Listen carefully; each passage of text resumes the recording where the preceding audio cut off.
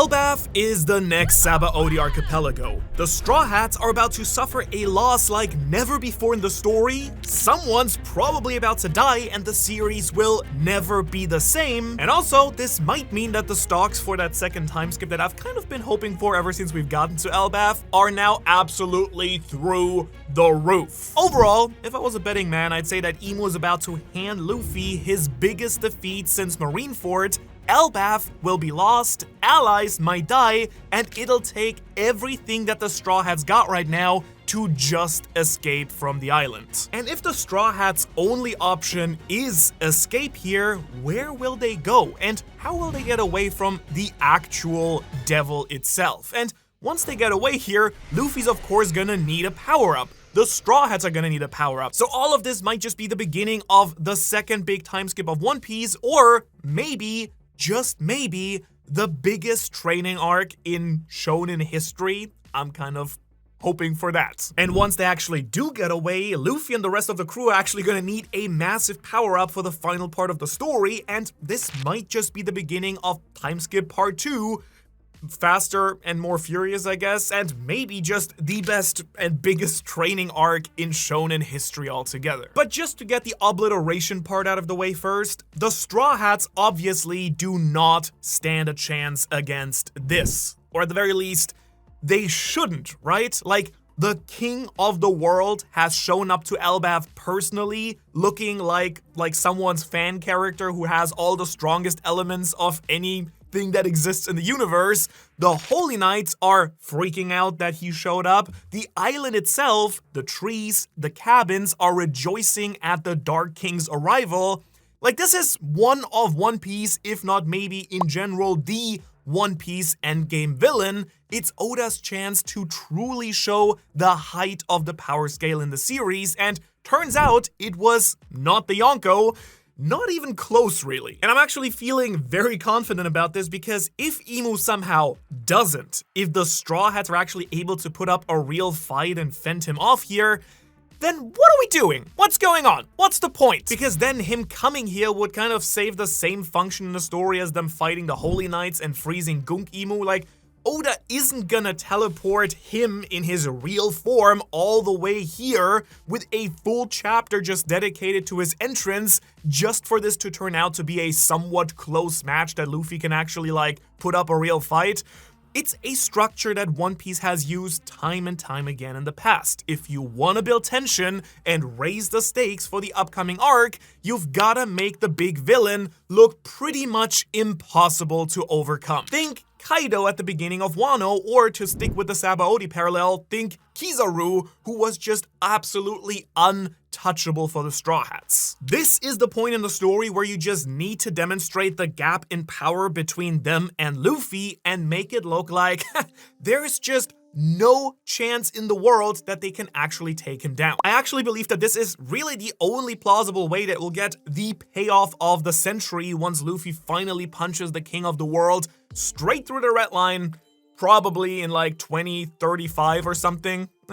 Who knows how long One Piece is gonna run, but we saw this with Crocodile, who left Luffy close to death twice before finally winning. We saw it with Kaido, who one-shot Luffy in Act 1 of Wano, but this ain't gonna be your standard arc beatdown.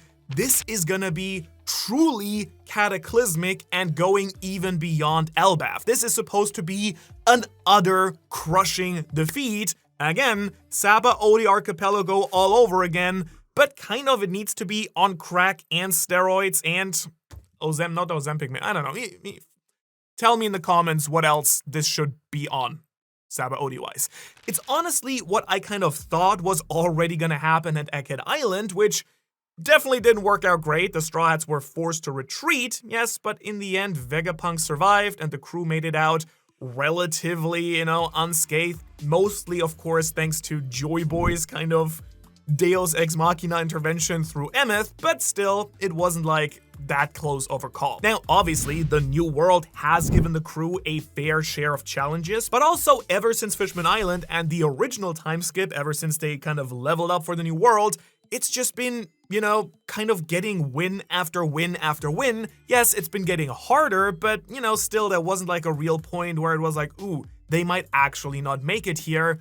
I think none of us really figured that Luffy would not make it against Kaido, for example. In other words, it's been a long time since they've really suffered a major defeat in the story, and now to me is just the perfect time for it because Imu has got that final boss energy. Like, I'm not sure if it's correct to say that I've been disappointed how easy, quote unquote, it's been for Luffy. After all, he, almost died, or he pretty much did die and like resurrected Jesus style against Kaido. And of course, Katakuri was a real challenge and Dofi had like some rough edges. So there was like a bit of a play up, to what's happening right now.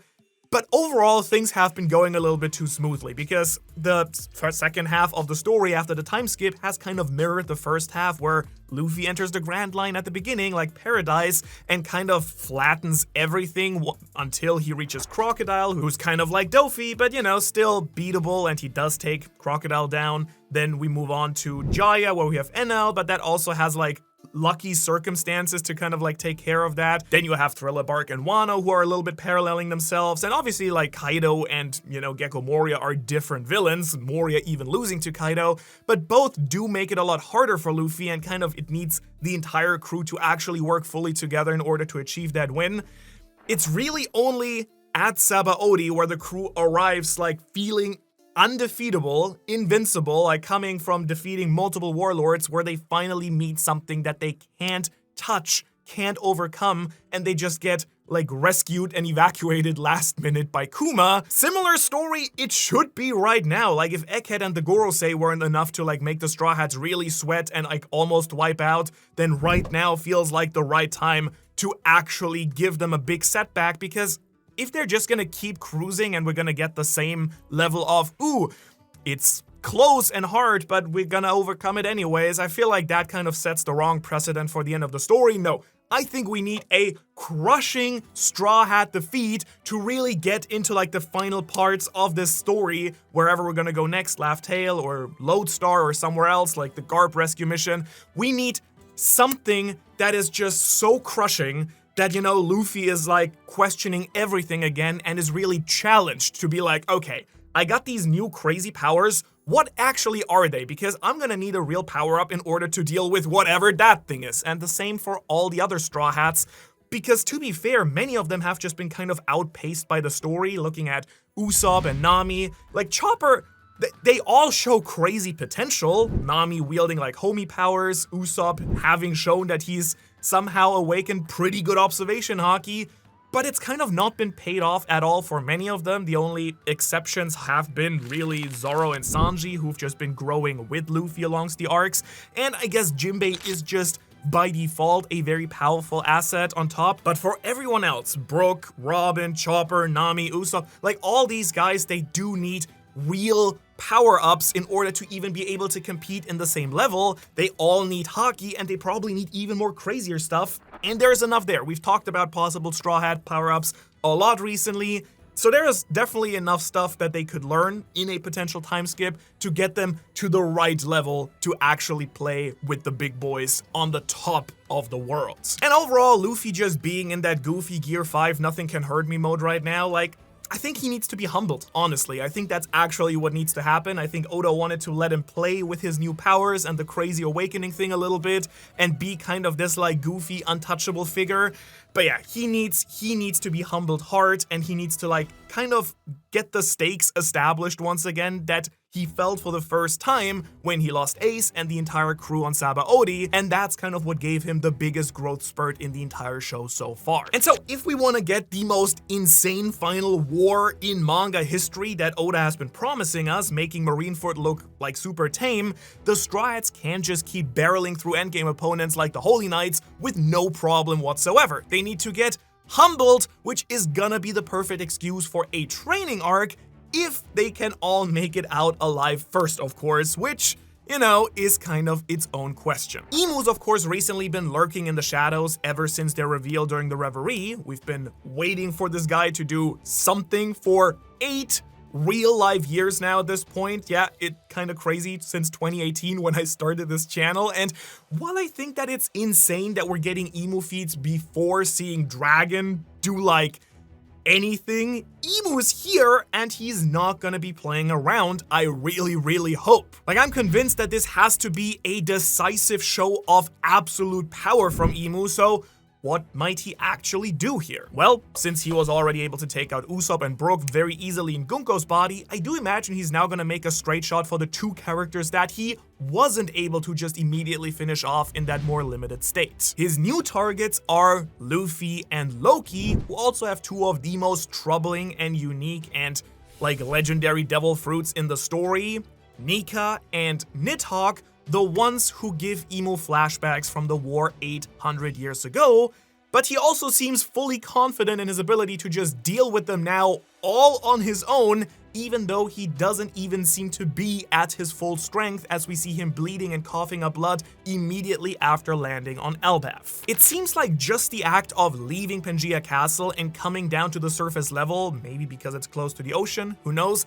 has taken a huge toll on him, causing Emu to cough up blood as he transformed into his new devilish look, and it kind of feels like Emu has a time limit here that they can only be around on Elbaf anyway, so they need to act quickly here. So when you really think about it, what's truly crazy is that Emu is probably about to absolutely devastate them right now, but they've still got an even harder fight in store if they try to take the battle back to his home turf, where maybe he's not coughing up blood all the time he's, around other people on the surface level. So I think that Oda has a really unique chance right now to put into perspective how strong Emu is if he easily wins this fight and then drops a casual, I was only using 5% of my true power cliche, right? It doesn't need to be literally that, but something along the lines. And I think that the first possibility for how he's gonna take them out is the one that he already tried before, Domi Reversi. Like, the fact that Emu even tried the technique at all does a little bit suggest to me that the Nika and Nidhogg fruits don't just make them completely immune from the technique.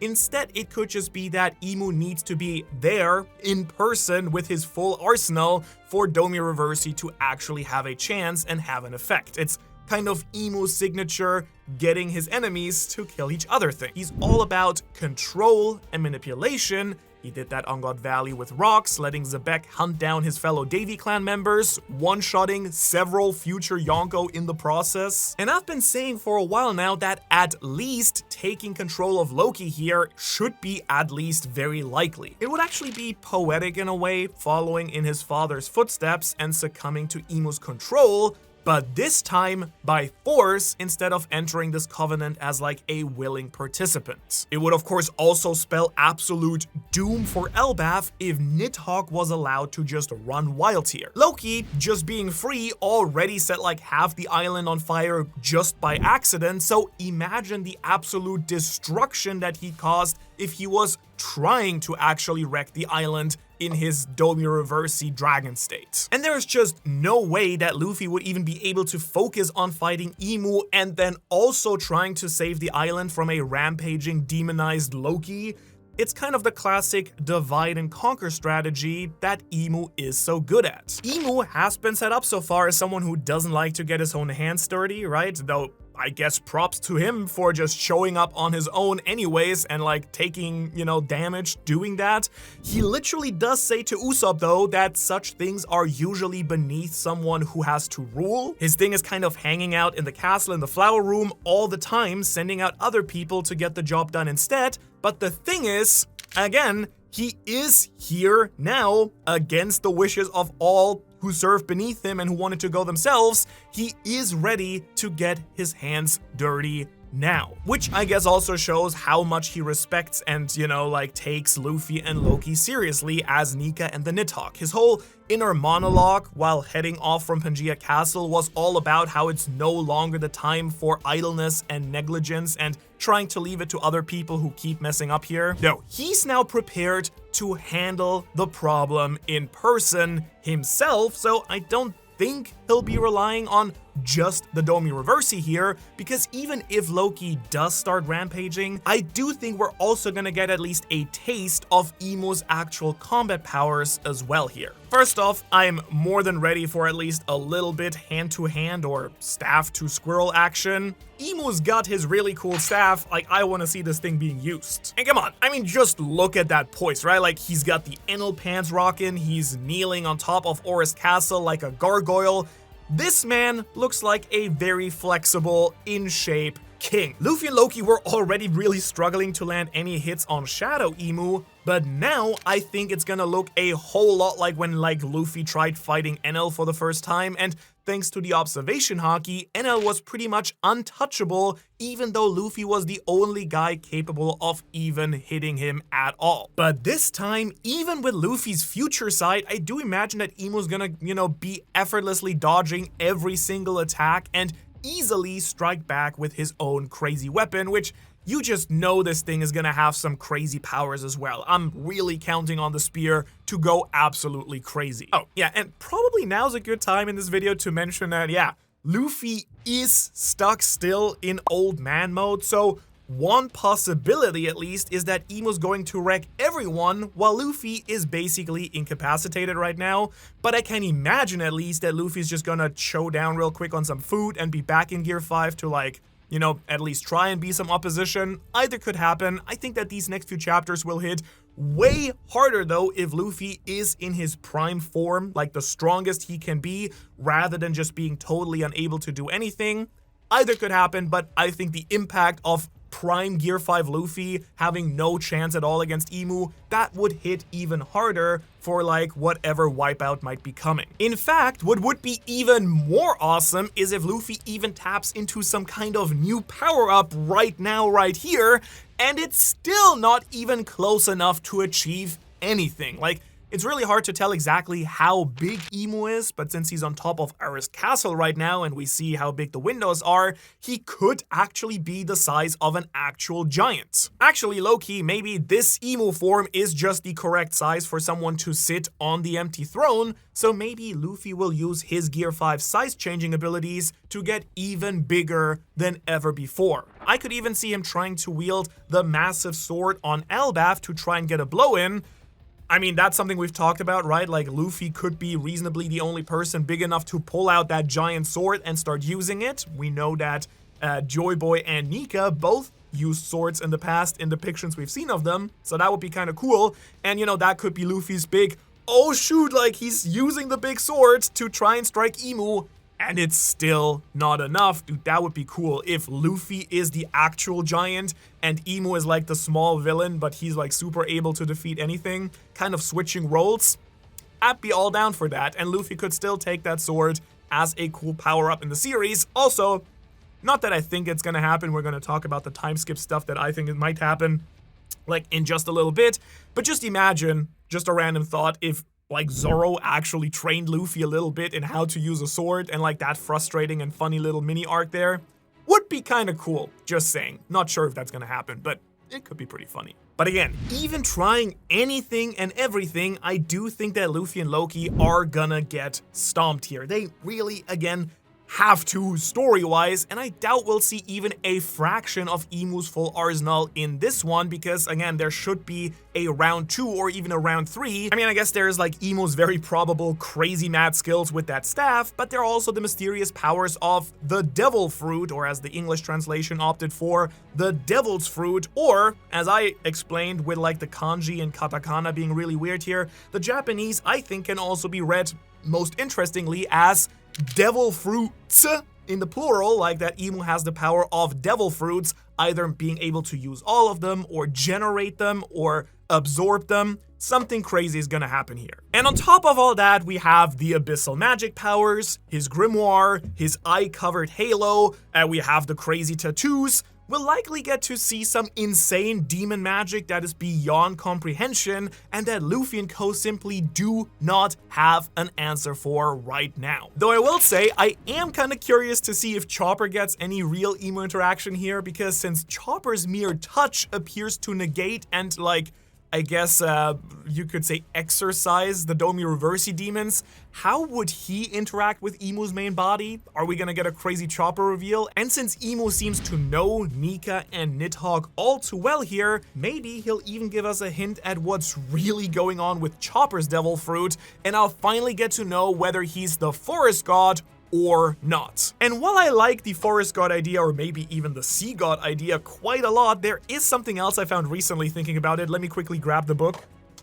Ta-da! Now, don't ask me why I have this lying around on the toilet, because this is very good reading material for, you know, taking a dump. But what I found in here, so there's obviously all the Gorosei forms in here, which are really cool. A bunch of other things we've seen in One Piece, probably saving that for a different video. But there is one yokai specifically that really caught my eye, that I wish I had seen before I made the Chopper True Power Forest God video, which is this thing. Look at that. There exists a yokai, which is basically a mushroom god. Quite literally, it's a mushroom god that has special powers, that comes from the mountain, looks like children, its body is covered in fur. I mean, like, this could be what Chopper is as well, an actual, like, mushroom demon god thing that has the power to heal anything and remove all illnesses and ailments. Could be very cool, though I think like Chopper being the actual forest god would hit even crazier. But hey, either works. Great book, again. As for all of the other Straw Hats, I don't really think anybody who's still standing has a chance of even touching Imu. Like, I really can't imagine Zoro and Sanji not at least trying to get a hit in on Imu, but they're just not ready for that heat. Or, again, at least they shouldn't be. Like, I really don't want to think about a world where the Holy Knights come in, but they're kind of washed, and then Imu comes in, but it's not enough, and then real Imu comes in, and it's still not enough. Like, then, again, what are we even doing in the story, right? So potentially, Imu might even go and Domi Reversi some of the Straw Hats as a tactic against Luffy. I'm not sure about you, maybe you'd hate it, but I'd actually really like to see that at some point in the series, because back in Dressrosa, I personally really thought that Dofi would use his string manipulation to puppeteer someone against Luffy with a lot more emotional stakes than just Bellamy. Sorry, Bellamy, but we don't care. But maybe we'll finally get this here, and I'll get some of that demon Straw Hat transformations that I've always dreamed of. Actually, one Straw Hat I'd really like to see interact with Imu, though, is Robin specifically. For starters, she'll finally come face to face with the single individual responsible for her entire traumatic backstory and the state of the world at large. But also, as you might know, we just published this video a few days ago talking about how Mihawk and specifically Robin might be in some way, shape, or form related to Imu, or at the very least, that body that we're seeing right here, which might be someone else. You should check that video out after this one. But yeah, there are just so many cool story threads that obviously tie Imu and Robin together, and seeing an interaction between them would be so cool. And what a prime chance for Robin to drop some absolute lore bombs on Imu, where, you know, maybe Robin finally gives us a great reveal that she's been hiding from everyone, and Imu is like, geez, you knew about that? Well, maybe I gotta take out Robin, or maybe I gotta kidnap Robin. That could be another crazy story arc as well. Alright, but now, if I'm this certain that the gap in power between the Straw Hats and Imu is going to be that huge, then how are they ever supposed to clear that gap and get strong enough when it dwarfs even enemies like the strongest creatures in the world?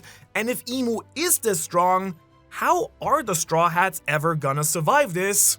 And are all Straw Hats even gonna survive this? Unlike Luffy, who sees fit to leave most of his opponents alive but with their dreams crushed, Imu doesn't seem like the type to mind killing someone off, given that, well, everything we know about the history of the One Piece world so far. And realistically, I really see only two ways that the Straw Hats might ever get out of this alive. Either someone's going to have to save them, come in Deus Ex Machina, swoop in and help them out, or they're gonna need to somehow make a very quick and sneaky escape from the island. So allow me to start with option one here, someone coming to the rescue, which I think is actually the less likely option here, simply because who is possibly strong enough to help them out at this point? Because if Imu really is strong enough to just no-div Luffy, then the list here is fairly short. Luffy is a Yonko now, he's one of the strongest pirates and just characters in the entire world, but this is a character who took a combined attack from Whitebeard, Roger, Garp, Kaido, and Big Mom, and took 0 damage from that, so who could possibly step in to save the day here or even give them enough time to get away? Well, Luffy could finally get to meet his dad. We haven't seen Dragon in action whatsoever, but since he's one of the few people we haven't seen use any type of their power, I have to just hope it's because Oda's saving him for the right moment, and he's one of the top tier characters in the One Piece world.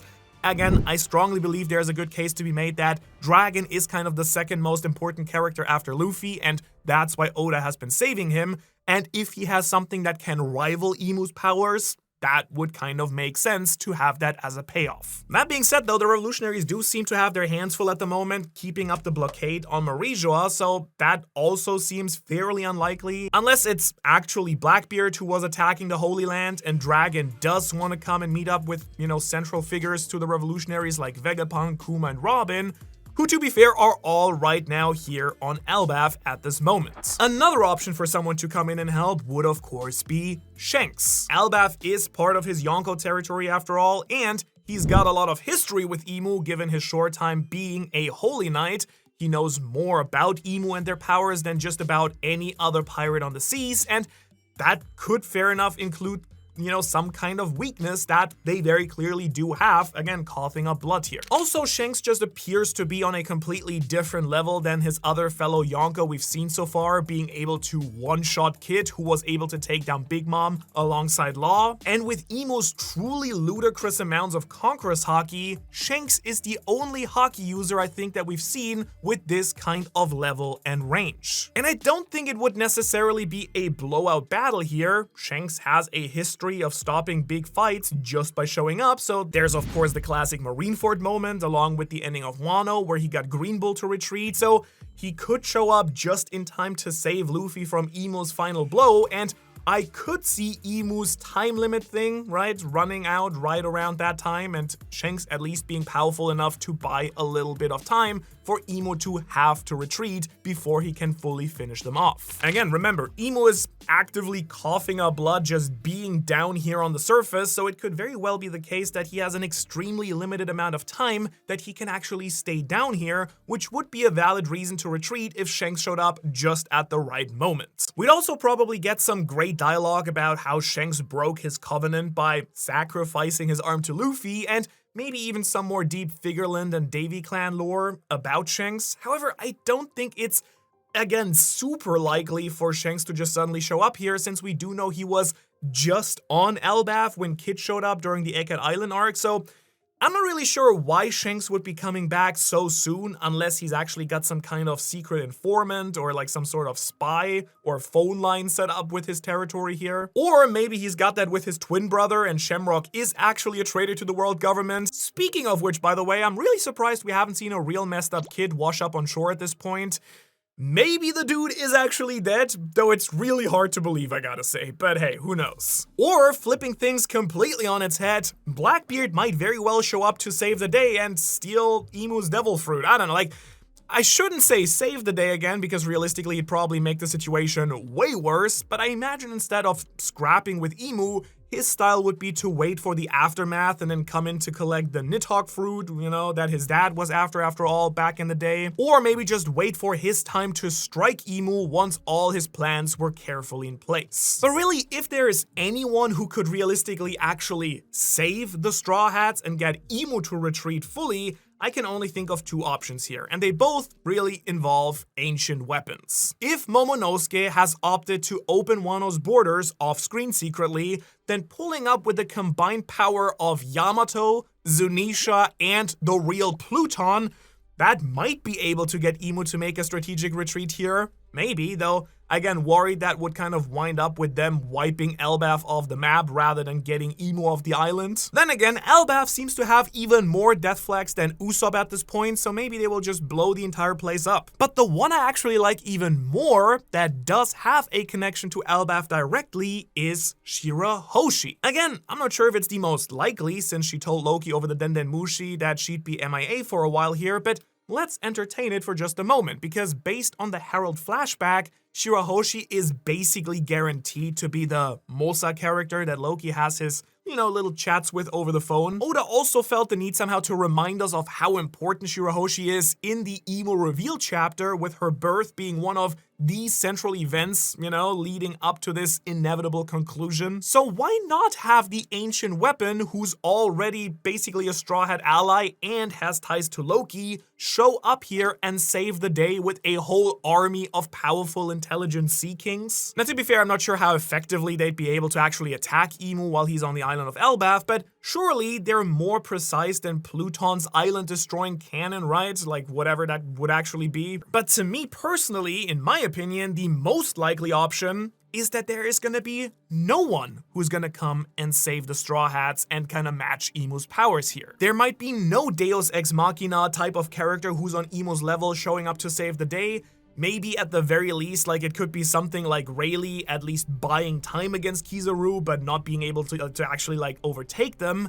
Instead, this might be an absolute defeat with no option to just escape like they did on Egghead Island. But if they manage to get off the island, I don't think they can just make a clean break of the island again like they did so many times before. This loss needs to feel a lot more devastating this time. Now, on one hand, they wouldn't be just leaving behind Vegapunk's laboratory this time. They'd be leaving behind a lot of the friends and the people of Elbaf that they met here. The centuries of ancient history and culture here, including the library of Ohara, lost to the power of Emu and the Holy Knights, with the Giants likely forcefully conscripted to the side of the world government. But to buy the Straw Hats the chance to actually retreat here, someone might have to make a real sacrifice for it to feel way more personal this time. Jaguar D. Sol is a good option here because self-sacrifice is kind of his whole thing, as you remember. He already basically did that same thing when he took all the damage from Summers earlier, and he already sacrificed himself once for Robin back on Ohara, though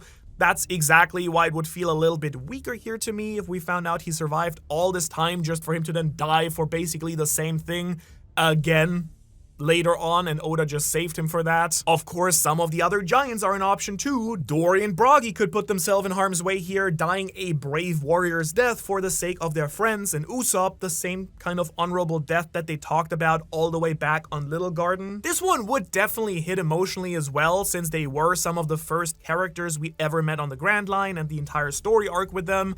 This would also definitely pass the future of Elbaf down to the next generation, with Hajrudin and the new giant warrior pirates and Loki, all of whom I could see escaping along the Straw Hats this time, while the rest of Elbaf actually falls here. Though I would argue that emotionally it wouldn't be like at the peak of like, this is the craziest thing that can happen, the craziest person to sacrifice themselves, kind of like Scarper Gaban, who would also be on that list, but I personally would like to think that he has a way more important role to play in the future, namely help to train the Straw Hats so that they actually have a chance against Emu and the Holy Knights in the future, but more on that a little bit later. And I guess you could make the argument that any of the characters we talked about earlier, Shanks, Dragon, right, any of these guys, they could arrive, not be strong enough, and sacrifice themselves, though again, would be a little bit underwhelming to a certain degree to have Luffy's big reunion with Shanks be, oh, I'll save your life, Luffy, and Luffy's like, Shanks, but then Shanks gets like stabbed by Emu, and that's it.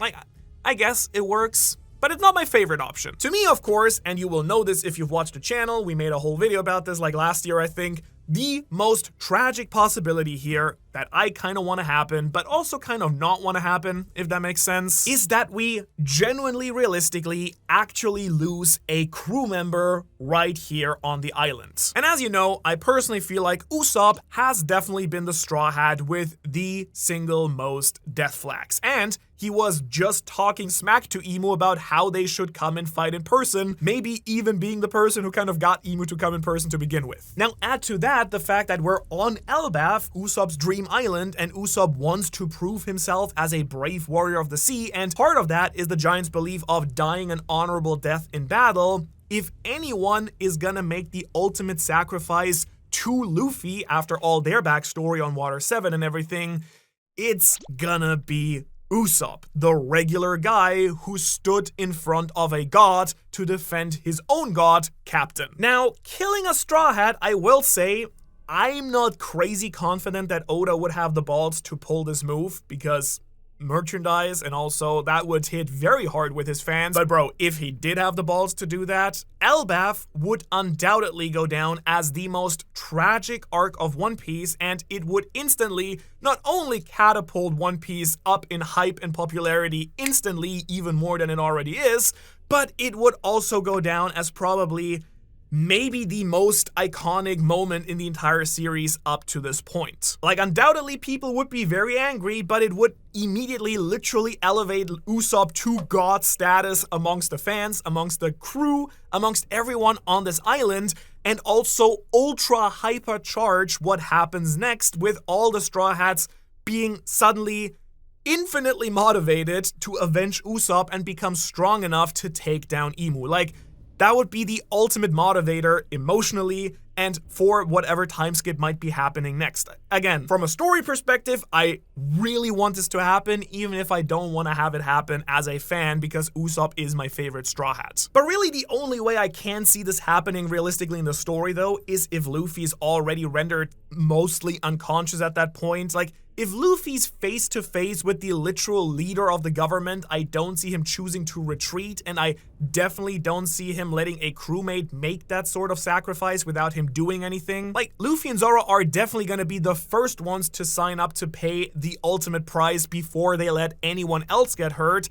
So instead of killing a Straw Hat here, I could totally see the Holy Knights and Imu instead taking a prisoner, which, you know, would give the Straw Hats another reason, not quite as powerful, but still pretty good, to take the battle back to Marijua after the Elbaf arc, kind of doing the entire Sabaody into training, into, you know, Marineford thing once again on a bigger scale. Now, if Imu goes that route, again, as I mentioned earlier, my money would be on Robin, the devil taking the devil's child, who may even be a descendant of Imu again, as we discussed in the last video. She's the person who poses the greatest threat to the world government overall through her ability to actually straight up read and translate the poneglyphs without any like intermediate weird steps like the voice of all things. Of course, you will remember we already had an arc about rescuing Robin from the government, so the other option here would just be Luffy himself. And admittedly, at first I was a little bit skeptical about this idea, but it would kind of make a pretty great inversion of the arcs leading up to the Marineford War, right? Because this time, instead of getting the Amazon Lilian Impel Down Luffy Zolo arcs, where he's all without the crew, this time it would be all the crew without Luffy going to rescue their captain, along with many of the other allies they've made throughout their journey. After all, some of the Grand Fleet members have already been causing a stir up in Marijua, and the rest of them would be sure to join the fight as well. But my favorite idea for how the Straw Hats might escape the wrath of Imu here? Well, let me ask you, who is on Elbaf right now who's been very suspiciously absent and missing since we arrived, like many chapters ago? Kuma!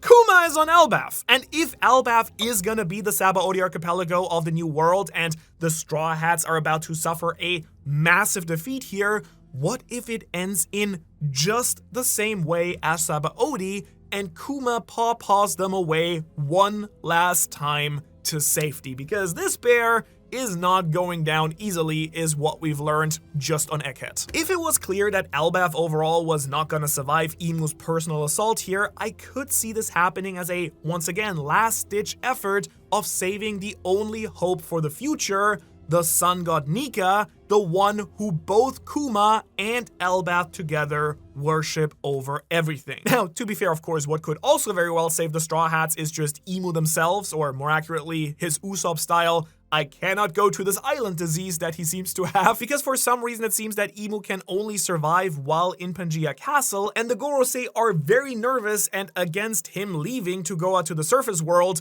with the exception of Garling, who I kind of believe is just plotting against Imu in his own way and wants to make the Figureland family the ultimate thing. You know, he's just like left and right breeding Davy Clan children himself secretly, and like stabbing, you know, other Gorosei in the back to become, you know, rise up in power and stuff. Like, he has very much I want to be the new ruler of the world energy himself. But going back to the Imu weakness thing here, whether that means being near the ocean is very dangerous for him, or if there's something special about the flower room, maybe the Eve tree that sustains Imu's life force that they need to be close to, they're actively coughing up blood being just down here, so I do think it's pretty safe to say that they are on some very strict time limit that they can only be here. So if Luffy and Loki are, while struggling, able to hold him off at least a little bit for any significant amount of time, they may just be able to run down his being outside meter here, and then Imu may just have to retreat back to Marizua with the Holy Knights to recover.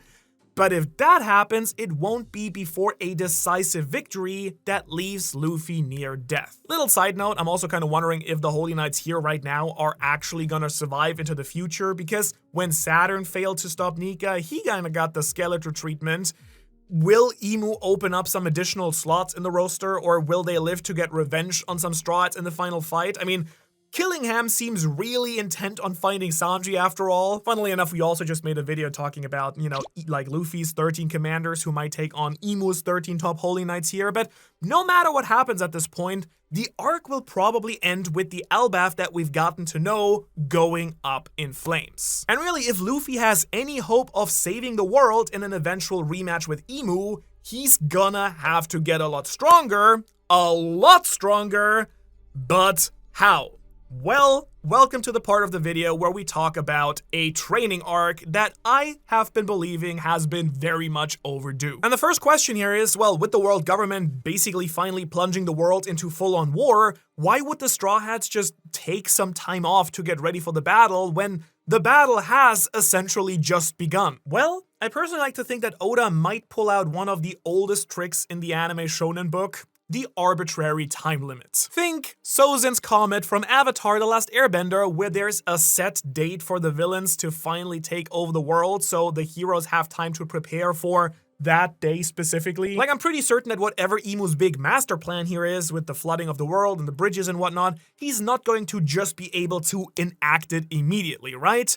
During the Void Century, Joy Boy and Lily even had enough time to construct and distribute all the poneglyphs around the world, so surely the Straw Hats will have a solid month at least to level up here. I mean, we already know that one of Imu's ultimate goals is to finish flooding the world in a great cleansing, but it seems like he needs to use the ancient weapon Uranus to raise those sea levels, and if that's the case, he's not going to be able to end the war until York, as we see in the last chapter, gets the Mother Flame properly up and running again. The time limit could also be related to the 4 giant bridges spanning the world. They could be near completion as well, and if my hunch and this video are right, then that could mean that Imu turning the world into a giant abyss summoning circle and maybe just Domi reversing everyone could turn out to be true. Or one other really fun possibility would be learning that whatever Imu needs to fully complete his plan is also on Laugh Tale, setting off a really high-stakes race to the final island. Maybe some other fraction is gonna buy some time for the Straw Hats. Maybe there will be a big war between the revolutionaries and Imu, or Blackbeard and Imu, or Shanks and Imu that we'll actually get to see in some parts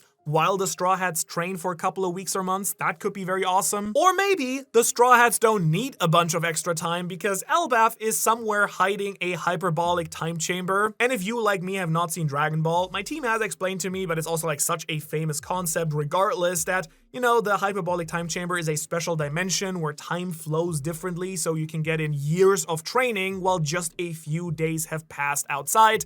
That same concept happens in Bleach, for example, where, you know, then Ichigo comes out in his badass Mugen form, right? Or maybe Toki shows up with her time-traveling devil fruit and sends the gang to the Void Century to the past, because maybe she can do that now to train. I mean, that's one way of giving us a much-needed flashback to the Void Century too, and having the Straw Hats there, which would be like super crazy. Or another cool option could be that we actually learned that we were absolutely right to read way too much into this initial Louis Arnott quote at the beginning of the arc, the one about not staying on Elbaf for too long. Maybe me and my fellow crackpot theorists were actually right, and time on Elbaf does pass actually differently, and they can just train right here on whatever's left on the island, while time passes a lot slower on the outside. But in any case, the Straw Hats need to level up. They need to get strong enough to save the world from the literal devil, and in the same way that there aren't many characters who could possibly show up to save them from Imu, who's gonna be able to train them to get that strong to begin with if Imu is kind of untouchable. Like, no shade on my man here, but the guy who dresses up like a Hercules beetle, I don't think he's gonna quite cut it this time to get Usopp up to date with Imu. Instead, we're gonna need some top tier characters if we wanna get some top tier training. So what options do we have for this scenario? Well, let's just go with the Kuma yeeting them option for now, because maybe this time, instead of sending them all to different parts of the world, he could send them back to the home base, back to the revolutionaries on Kamabaka, for example. It's a surefire way to reopen Sanji's trauma while we're at it, and just reuniting Luffy with Dragon. The one problem I see with that option is that it looks like the revolutionaries' starvation tactics are still in action around Marijua, so it's kind of uncertain whether anyone from the army is actually there right now. And to be fair, they're probably still over at the Ohara Patreon instead, enjoying a bunch of behind the scenes and bonus content, early chapter reactions, and downloadable artwork. But yeah, Robin already got a bunch of training in from Hack, but this time the big man himself could be the person stepping in, Dragon. And I mean, it would be pretty great if Dragon could actually be a father figure for Luffy once in his life, but instead of playing catch in the backyard and heal some emotional trauma, he'll teach his son how to kill the devil. You know, samesies. Meanwhile, maybe Sabo or some other revolutionaries could give the second string Straw Hats a long overdue upgrade and teach them about hockey. I mean, going into the final battle with characters like Robin and Nami still not having basic armament hockey or observation hockey seems like not the best strategy. They need at least that, I feel. But in the same way that Rayleigh taught Luffy during the first time skip, Scopper could help play that role right here. I mean, he already flat out told Zoro he's gotta step up his own Conqueror's hockey game, and Sanji should also really start catching up here, so I could see Rayleigh joining up, and both of Roger's former crewmates could give the Monster Trio a crash course in weaponizing Conqueror's hockey against the Holy Knights. Rayleigh training Zoro while Scopper is training Sanji would actually kind of hit pretty hard, I think. In fact, while we're at it, I kind of wanted to talk about this for a while anyways. There are still a ton of other Roger pirates who have just seemed to disappear off the face of the earth, and we don't know where they're at or if they're still alive or what's happened to them, and like, we just don't know what they've been doing, so it would be pretty sick if all these guys came out of the woodwork at some point to actually help train the crew of the next Pirate King instead. I mean, who wouldn't be stoked to see fan-favorite characters like Peter Moo and Millet Pine? No? Oh, just me? Dude, these guys are awesome. Come on. And I do think this would also be a great time for some other background characters or old allies and enemies to come back into the fray to help the Straw Hats get strong enough to take down Imu and their henchmen. Right now, for instance, the rest of the Vegapunks are hanging out with the weather wizard Herida, so I could totally see them coming down to give Nami, Frankie, and Usopp tons of high-tech upgrades and teach them some new stuff. Though I recently already did this video right here talking about all the different upgrades the Straw Hats should or could get, so today instead let's focus more on the characters that could help them actually get there, and you know, if you want to know what the upgrades might be, you can check that out. I would absolutely, for example, see Katakuri coming back in the story somehow, and if he did, I think he could definitely help Sanji and Usopp get way better with their observation hockey, since he is the future side master. Or, really crazy call, wouldn't it be absolutely wild if Big Mom actually shows up and ends up helping out like so many other former enemies who have switched sides but had kind of like weird friendly relations with the Straw Hats? Remember Big Mom's entire amnesia plotline with Nami and Chopper and all that stuff? I've always thought it was pretty weird that homies like Zeus still haven't disappeared, so she might still be alive, and if she is, I think she'd be perfect for training Brook in soul powers. I imagine Loki hopefully should be in for the ride as well, since he's getting close to Straw Hat status at this point, though I've been burned before with Yamato, and it does seem like the Nidhogg will be very crucial in actually taking down Imu at some point, and while he's not training up his Conqueror's hockey with Luffy, I could totally see him showing maybe Usopp a thing or two as well. Or, a way funnier option, Usopp's new teacher could just be Ragnir, since I really need those two to hang out at some point, and Usopp wielding Ragnir, just my dream. If Usopp, like, dream number one for Usopp is him dying. Dream number two is if he survives, he needs to wield Ragnir. That's my two dreams. But let's brainstorm a little bit more here. Another great home base island to do a lot of training on, since the revolutionaries might not be on Kamabaka Kingdom, could be going back to Wano. I mean, It's a heavily guarded island that's already allied with the Straw Hats. It would give us a chance to reunite with Momo and Yamato, the latter of whom could help train up some of the Straw Hats and finally properly join the crew. I could also see King switching sides once learning that Luffy is actually the next Joy Boy, which could give Zoro a great sparring partner and, more importantly, would give us a lot of big lore dumps about the Lunarians and their history, which in turn could give us a whole lot of information about Imu himself and how he might be able to be defeated. And if the crew ends up making Wano their new home base, especially if they're sent there by Kuma, well, they'll have to leave the Thousand Sunny behind on Elbaf. But luckily, there's another ship on Wano that's kind of perfect for the next king of the pirates, Pluton. And hey, if they also swing by Fishman Island to grab Shirahoshi, that gives the Straw Hats 2 ancient weapons going into the final war. I kind of like those odds.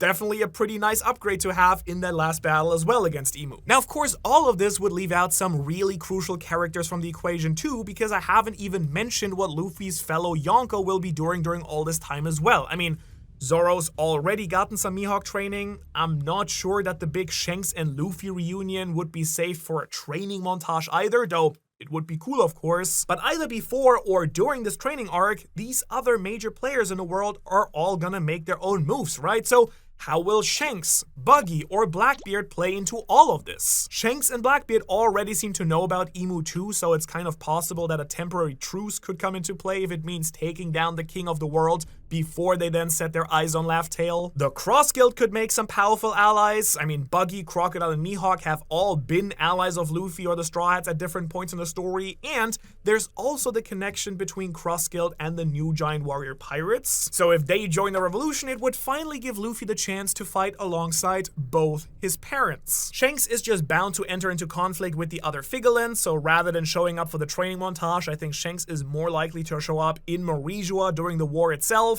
if he's not already helping Dragon tear things up there. The one other really fun option we haven't talked about yet could be that while the rest of the crew is training, Luffy does just go on a solo mission, or maybe a duo mission, because Luffy does need to team up with Dragon here, since it's finally time for the revolution to overthrow the world government, and we might even get to learn about Dragon's face tat, what that's all about, you know, whether it has some weird connection to Imu since he has that as well, or the Lunarians, or the Shandians. What's going on? But that's, of course, still one monkey short of the perfect 3-generation panel that I just want to get so badly in the story, because if Luffy and Dragon both find out that Garp has been imprisoned on Hachinosu, especially given how much Luffy already hates Blackbeard for the implications in Ace's death, yeah, I could still see another Ace rescue mission, but this time for Grandpa, and instead of working alongside Whitebeard, it could be alongside Daddy Dragon. And this might not even result in an all-out war against Blackbeard, because Teach does want Garp as a bargaining chip after all, but